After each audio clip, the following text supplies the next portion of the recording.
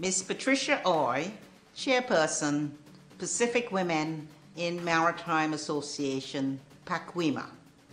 Executive Committee members, members of Women in Maritime Associations around the world, distinguished guests, ladies and gentlemen.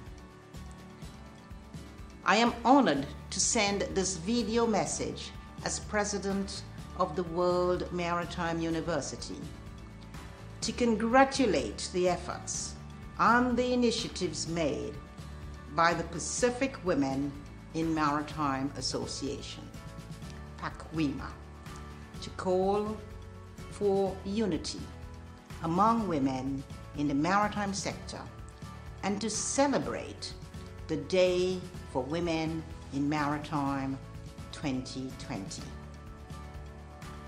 I am particularly pleased to note that the regional strategy for Pacific Women in Maritime 2020 to 2024 was endorsed by Transport Ministers of the Pacific on 19 September 2019, which has certainly set the stage to attract more women and girls to careers in maritime. I commend the transport ministers of the region for their foresight and the leadership role in advancing gender equality, particularly in one of the most unbalanced sectors of economic activity. This year's theme, Sustainable Workforce, Promoting Equal Opportunity for Pacific Women in Maritime, is very close to my heart. As my former job at the International Labour Organization, I served as a director of the International Labour Standards Department, and one of my priorities was to address the gender equality in maritime.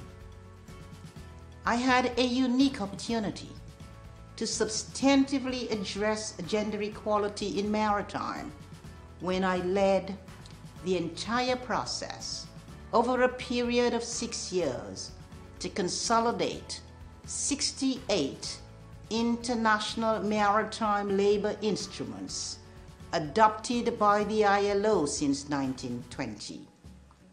In leading the charge from the design to the development, as well as the adoption of the ILO Maritime Labour Convention 2006, I sought to ensure that the MLC 2006 would be the most, if not the only, gender-sensitive maritime convention, not only from a linguistic perspective, but also from a substantive one.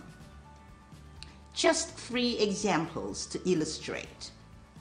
One relates to the replacement of the term seaman by seafarer. The second is the requirement relating not only to the construction of new ships, but also for existing ships, which must have separate sleeping and sanitary facilities for women. The third addresses the issue of harassment and bullying, to which women are often exposed. An amendment to the MLC 2006, which was adopted in 2016, addresses this important issue, which applies to both men and women, and specifically integrates the guidance on eliminating shipboard harassment and bullying, published jointly by the International Chamber of Shipping and the International Transport Workers Federation. Unfortunately, after 14 years since the adoption of the MLC 2006, women's representation in the total seafaring population still remains between 1 and 2%, although the maritime working environment has significantly changed over the past decade. In January 2019, WMU published a major report entitled Transport 2040: Automation, Technology, Employment, the Future of Work. The report highlights that automation and advanced technologies will open up new opportunities in maritime employment, which can break barriers for women to work in this traditionally male-dominated working environment.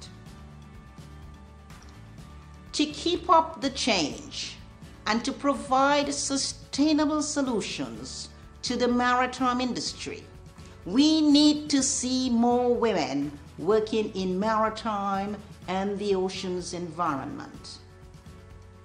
WMU continues to promote women's leadership through education and research, and we invite more women to apply to our master's degree program in maritime affairs. Scholarships are available for women, and we are encouraging you and more women who meet the entry requirements to apply. This is truly a unique opportunity, an opportunity to build and to strengthen your expertise, and which you should not miss. It was an opportunity that I had, and I wish all of you would also have. As you may know, the IMO's World Maritime Day theme for 2020 is, and I quote, "Sustainable shipping for a sustainable planet." We have taken due note of the theme that you have selected for this year: sustainable workforce, promoting equal opportunity for Pacific women in maritime. This theme certainly supports the IMO 2020 theme, and we wish to congratulate you for the contribution that you are making to advance the agenda for women in maritime. Our day, your day, and the day for women in maritime.